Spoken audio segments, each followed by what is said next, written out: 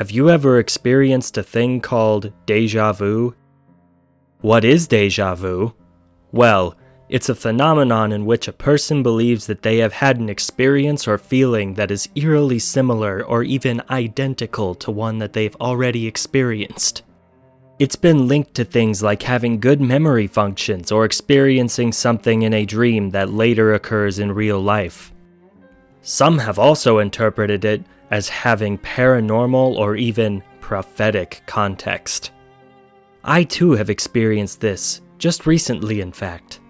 How, you're wondering?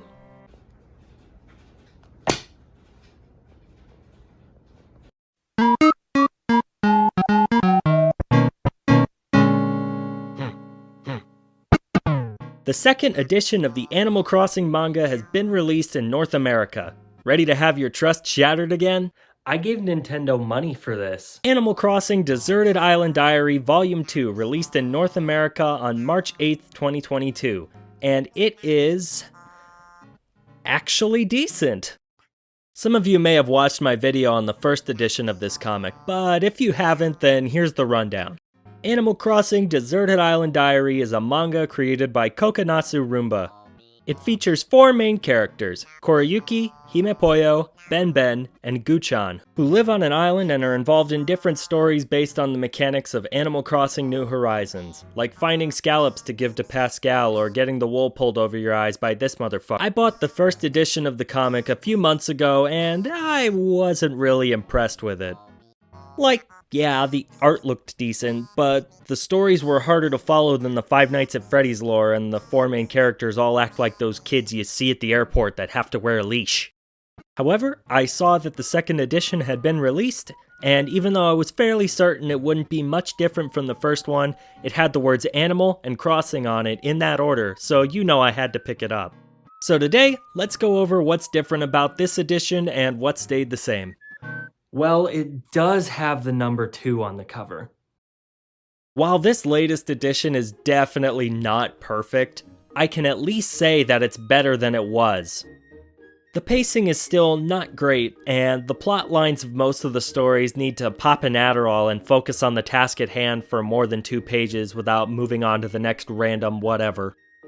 However, some of them do seem to have a sense of storytelling structure, and even if that structure is a hut in the woods made of hay and tree sap, it's definitely still an improvement. Most of the jokes are still nothing more than simple wordplay or the thinker making the ahegao face? This book is officially licensed by Nintendo. Nintendo put their stamp of approval on this. Whatever. They used to be in the sex hotel business, so I wouldn't have put it past them. However, some of the jokes were actually funny and even made me crack a smile. No! The art in this book is improved from the previous edition, and it was pretty decent to begin with. Some of these underwater panels were so calm and comforting that I felt the need to stop and just look at them for a minute.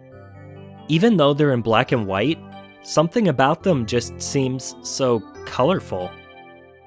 Unfortunately, there's only 2 pages of it, and then it's back into the chaos that is the rest of this comic. One story I enjoyed in particular was one where Daisy Mae is selling turnips on the island, and Koriyuki learns they can be used to make a lot of bells. He starts buying a ton of them and convinces Ben to join him.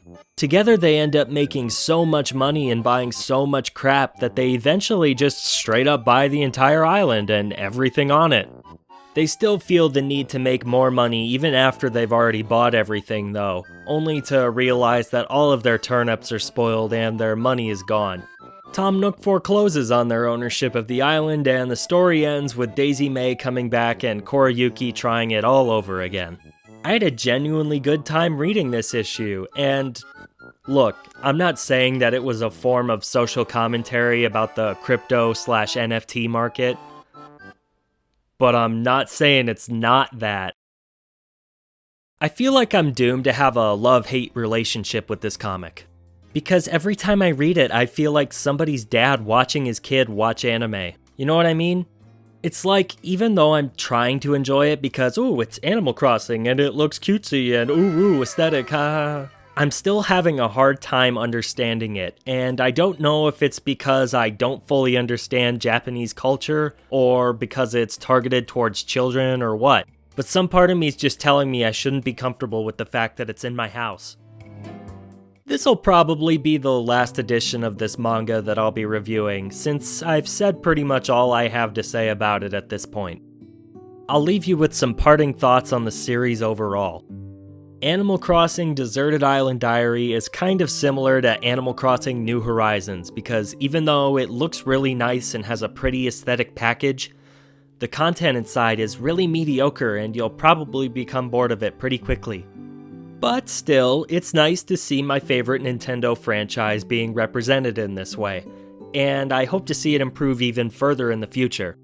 But for now, I guess living in a world with officially licensed Ahegao Thinker statue is better than living in one without it. Not gonna find that in the game.